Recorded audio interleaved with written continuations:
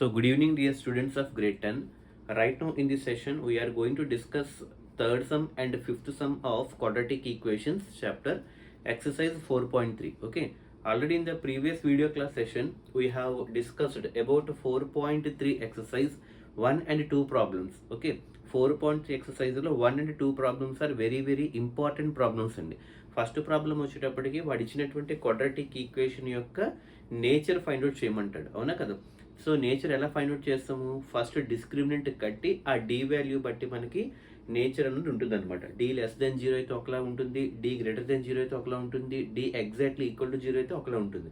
అది మనకి ఫస్ట్ క్వశ్చన్కి సంబంధించినటువంటి important point. Second question very important అని చెప్పాను. ఫైండ్ ద వాల్యూ ఆఫ్ కే అంటే కే వాల్యూని మనకి కట్టమంటుంటాడు. 4 మార్క్స్ క్వశ్చన్లో ఇస్తాడు అది. ఓకే, కే వాల్యూ కట్టాలి అని చెప్తాడు. అంటే వాడు ఒక క్వాడ్రాటిక్ ఈక్వేషన్ ఇచ్చి ఆ ఈక్వేషన్లో ఎక్కడొకటి మనకి కే టర్మ్ ఉంటుంది అనమాట. ఆ కే వాల్యూని మనం కట్టమంటాడు. అయితే వాడు ఇచ్చే క్లూ ఏంటి? ఆ క్వాడ్రాటిక్ ఈక్వేషన్ యొక్క నేచర్ అంటే రూట్స్ యొక్క నేచర్ ఈక్వల్గా ఉందని చెప్తాడు.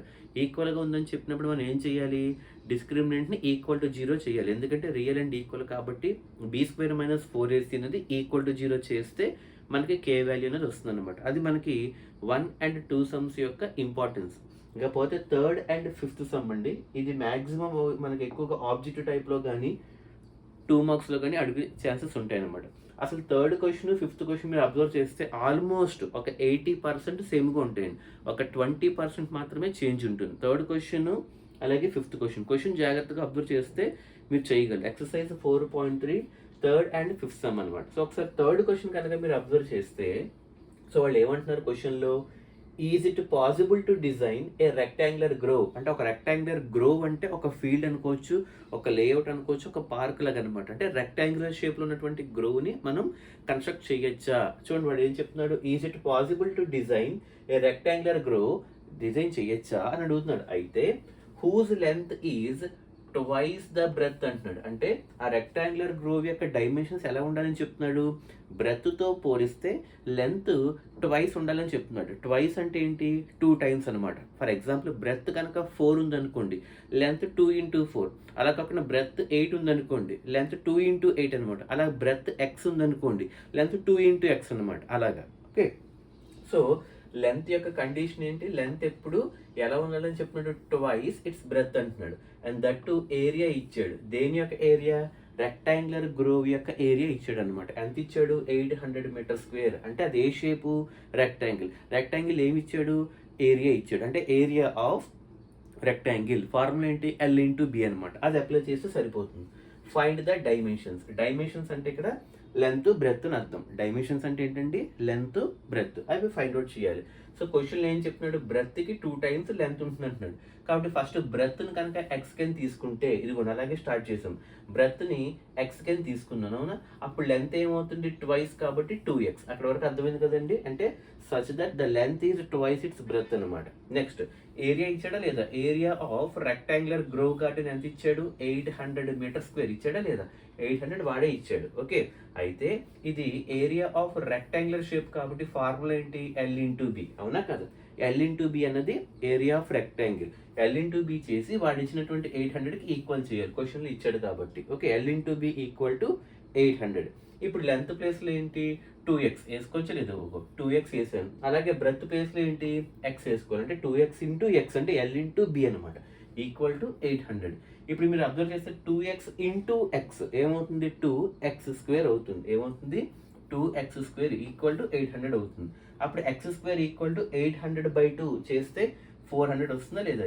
x² = 400. x² = 400 వచ్చింది. అప్పుడు x = ఏమవుతుంది? స్క్వేర్ అటువైపు వెళ్తే √400 అవుతుంది, అవునా? √400 అవుతుంది.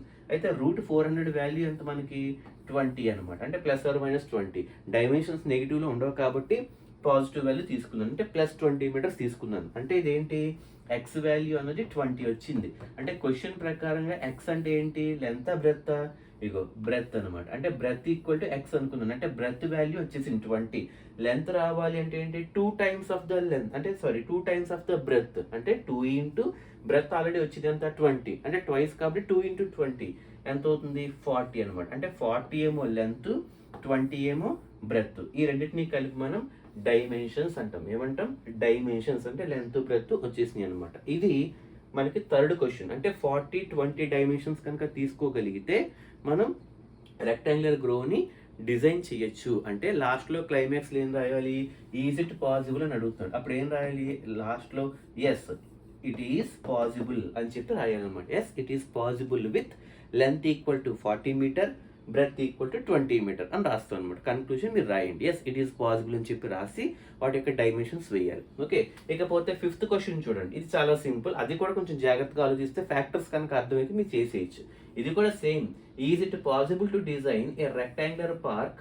ఈసారి కూడా రెక్టాంగులర్ పార్క్ని డిజైన్ చేయొచ్చా అని అడుగుతున్నాడు. అయితే ఈసారి ఏమంటున్నాడు? పెరీమీటర్ అన్న కొత్త బోర్డు ఇచ్చాడు. ఇందాకలేంటి? ఏరియా. అంటే ఏరియా ఆఫ్ రెక్టాంగిల్ ఏంటి?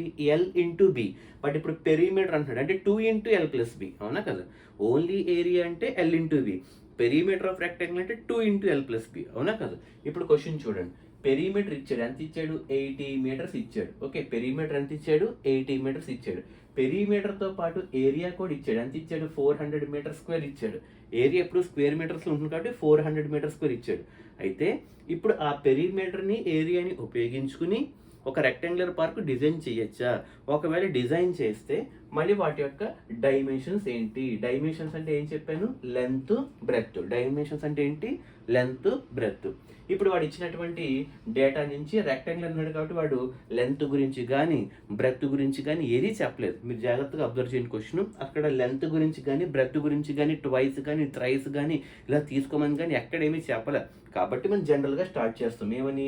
Let L be the length. అవునా కదా? అలాగే బి బీ ద బ్రెత్.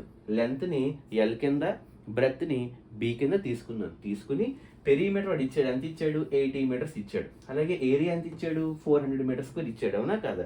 ఇప్పుడు పెరీమీటర్ ఆఫ్ రెక్టాంగిల్ ఏంటి? 2 ఇంటూ ఎల్ ప్లస్ బి. అవునా కదా?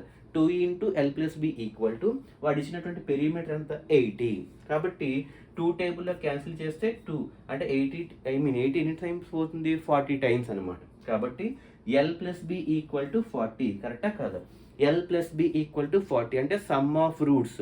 అంటే ఒక రూట్ ఏమో లెంత్, ఇంకొక రూట్ ఏమో బ్రెత్. అవునా కదా? అంటే మీరు క్వాడ్రాటిక్ పాలినామియల్ కనుక గెస్ చేయగలిగితే ఇది సమ్ ఆఫ్ రూట్స్ ఫార్ములాలో చూసుకోండి. సమ్ ఆఫ్ రూట్స్ అంటే ఏంటి?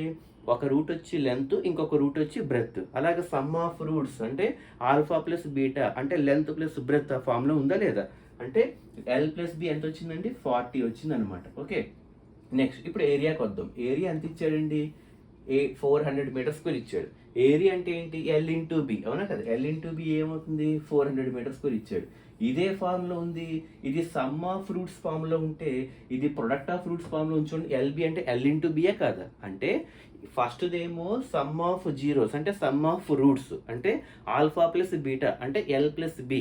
ఇంకోటి ప్రొడక్ట్ ఆఫ్ జీరోస్ అంటే ప్రొడక్ట్ ఆఫ్ రూట్స్ అంటే ఏంటి? ఆల్ఫా ఇంటూ బీటా అంటే ఎల్ ఇంటూ బి.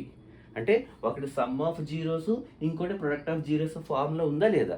ఇప్పుడు దాన్ని బేస్ చేసుకుని ఒక క్వాడ్రాటిక్ ఈక్వేషన్ ఫామ్ చేస్తాం. అది మీకు తెలుసు కదా? X square minus X into alpha plus beta plus alpha beta equal to 0. Okay, quadratic polynomials కనుక చేస్తే మీకు అర్థమవుతుందండి. మనకి ఈ మోడల్ ఎక్కడ అడుగుతుందంటే ఫైండ్ ఏ క్వాడ్రాటిక్ పాలినామియల్ అంటే అక్కడ ఆ చాప్టర్లో find a quadratic polynomial whose sum of zeros product of zeros ఇచ్చేస్తాడు క్వశ్చన్లో. మీరు అబ్జర్వ్ చేస్తే గుర్తు వస్తాయి.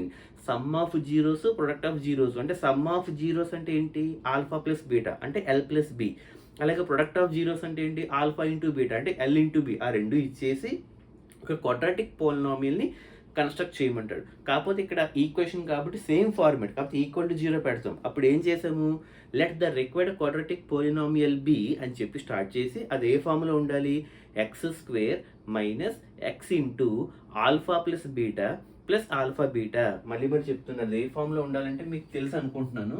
ఇగో X square minus X into alpha plus beta plus alpha beta ఈ ఫామ్లో ఉండాలి. అయితే ఇక్కడ ఆల్ఫా ప్లస్ బీటా అంటే సమ్ ఆఫ్ రూట్స్ అంటే alpha plus beta some of roots. వాడు ఇచ్చినటువంటి సమ్ ఆఫ్ రూట్స్ యొక్క వాల్యూ ఇక్కడ వేస్తాం అనమాట. ప్లస్ ఆల్ఫా బీటా ఉంది, అదేంటి? ప్రొడక్ట్ ఆఫ్ రూట్స్ అనమాట. అంటే ప్రొడక్ట్ ఆఫ్ జీరోస్ అంటే వాడు ఇచ్చిన వాల్యూ అక్కడ వేస్తే మనకి క్వాడ్రాటిక్ ఫామ్ అనేది వస్తుంది అనమాట. సేమ్ అదే ఇక్కడ కూడా వాడుతాను. X square minus X into alpha plus beta ప్లస్లో ఎల్ ప్లస్ బి పెట్టాను ప్లస్ ఆల్ఫా ఇంటూ బీటా ప్లస్లో ఎల్ ఇంటూ బి పెట్టాను అనమాట. అది ఆ form x square minus X into alpha plus beta plus alpha beta equal to 0 అని దాన్ని రెఫరెన్స్గా తీసుకుని x square minus X into alpha plus beta ప్లస్లో ఎల్ ప్లస్ బి పెట్టి ప్లస్ ఆల్ఫా ఇంటూ బీటా ప్లస్లో ఎల్ ఇంటూ బి తీసుకున్నాను అనమాట. అయితే x square minus X into L plus B అంటే ఎంత 40 అంటే x square minus X into 40 plus L into B అంటే ఎంత 400 అనమాట. అంటే ప్లస్ 400 ఈక్వల్ టు 0. అంటే మీరు అబ్జర్వ్ చేయండి, x square minus X into L plus B ప్లస్లో 40 పెట్టి ప్లస్ ఎల్ ఇంటూ బి ప్లస్లో 400 పెట్టాను. అంటే ఇప్పుడు మొత్తం మల్టిప్లై చేస్తే ఏమొస్తుంది, X square minus 40x plus 400 వచ్చింది లేదా? క్వాడ్రాటిక్ ఈక్వేషన్ చూడండి, X square minus 40x plus 400 కనబడిందా లేదా? X square minus 40x plus 400 అనేది క్వాడ్రాటిక్ ఈక్వేషన్ వచ్చింది. ఇప్పుడు దీనికి మనం రూట్స్ ఫైండ్ అవుట్ చేయాలి. అంటే 2 రూట్స్ వస్తాయి. ఎందుకు? పవర్లో హైయెస్ట్ పవర్ 2 ఉంది కాబట్టి, అంటే డిగ్రీ 2 ఉంది కాబట్టి 2 రూట్స్ వస్తాయి అనమాట. ఓకే, అయితే ఇప్పుడు దీనికి ఫ్యాక్టరైజేషన్ ద్వారా చేసుకోవచ్చు. ఓకే, సో ఫ్యాక్టరైజేషన్ అంటే ఇప్పుడు ఏంటి, ఎక్స్ స్క్వేర్ ముందు ఏది లేకపోతే ఏమున్నట్టు 1 ఉన్నట్టే కాదా? అంటే ఎక్స్ స్క్వేర్ ముందు ఏది లేదు, అక్కడ కోఎఫిషియంట్ ఏది లేకపోతే 1 ఉన్నట్టు. ఆ 1 ఇంటూ ఇక్కడ ఏముంది సి ప్లస్లో 400. అంటే ఇప్పుడు 400కి ఫ్యాక్టర్స్ కట్టాలి. అంటే 400 ఇంటూ 1 అంటే ఎక్స్ స్క్వేర్ యొక్క కోఎఫిషియంట్ ఏది లేదు, ఏది లేకపోతే 1 అనుకోవాలి, అవునా కదా? అంటే 1 ఇంటూ సి వాల్యూ అంతా 400. ఇప్పుడు ఈ 400కి ఫ్యాక్టర్స్ ఏమొస్తాయి, 20 ఆర్ 400 వస్తుందా రాదా? అంటే దీంతో పాటు రిమైనింగ్ కూడా వస్తాయి, కానీ 20 ఎందుకు తీసుకున్నాను, ఈ రెండు కనుక యాడ్ చేస్తే మిడిల్లోది వస్తుందా లేదా, -40 అంటే -20 అవునా కదా? ఈ -20 కనుక తీసుకుంటే -40 వస్తుంది. మళ్ళీ ఈ రెండింటిని మల్టిప్లై చేస్తే, మల్టిప్లై అంటే -20 ఇంటూ -20 అవునా కదా? -20 ఇంటూ -20 ఏమవుతుంది, మైనస్ ఇంటూ మైనస్ ప్లస్ కింద మారిపోయి 20 ఇంటూ 20 400 వచ్చిందా లేదా? అంటే నువ్వు తీసుకున్నట్టు 20 -20 రెండింటిని యాడ్ చేస్తే మిడిల్లో వాల్యూ రావాలి, అంటే -40 రావాలి. మళ్ళీ అదే రెండు మల్టిప్లై చేస్తే చివరి వాల్యూ రావాలన్నమాట, అంటే +400. అంటే మిడిల్లో ఏమో -40x వస్తుందా లేదా? ఇప్పుడు -20 కనుక తీసుకుంటే -40 వచ్చేస్తుంది. అదే -20 మల్టిప్లై చేస్తే +400 వస్తుందా లేదా? అంటే అక్కడ -20 అయినా రెండింటిని సాటిస్ఫై చేసింది కాబట్టి ఈ -20 రూట్స్ అవుతాయి అనమాట. ఇప్పుడు మీరు అబ్జర్వ్ చేయండి, ఎక్స్ స్క్వేర్ -40ని -20x రాసుకోవచ్చు లేదా? అంటే -40ని -20 రాసుకోవచ్చు లేదా? అంటే రెండు కలిపితే -40 ప్లస్ 400 ఈక్వల్ టు 0 అనమాట. ఇప్పుడు మీరు ఫస్ట్ బ్యాచ్ చూడండి, ఎక్స్ స్క్వేర్ -20xలో అంటే ఇక్కడ నుంచి ఇక్కడ బ్రాకెట్ పెట్టాను చూడండి, ఎక్స్ స్క్వేర్ -20xలోంచి ఒక ఎక్స్ కామన్ తీసేయండి. ఓకే, ఎక్స్ స్క్వేర్లోంచి ఒక ఎక్స్ కామన్ తీసేస్తే లోపల ఇంకొక ఎక్స్ మిగులుతుంది, అవునా కదా?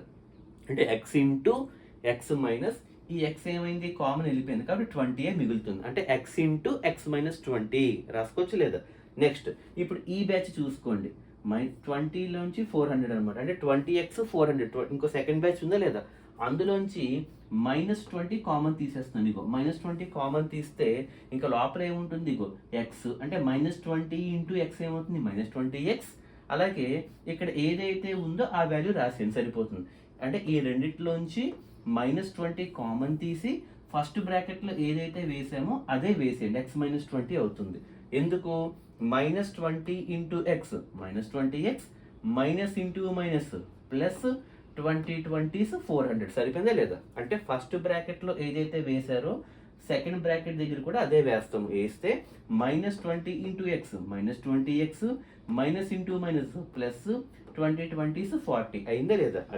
ఇప్పుడు మళ్ళీ చూడండి, x -20 కామన్ తీయచ్చు లేదా? అంటే ఒక x -20 కామన్ తీసేస్తే ఇక రిమైనింగ్ ఇంకో x -20 ఉంది, ఎగోండి x -20 అనమాట. అంటే x -20 into x -20 equal to 0.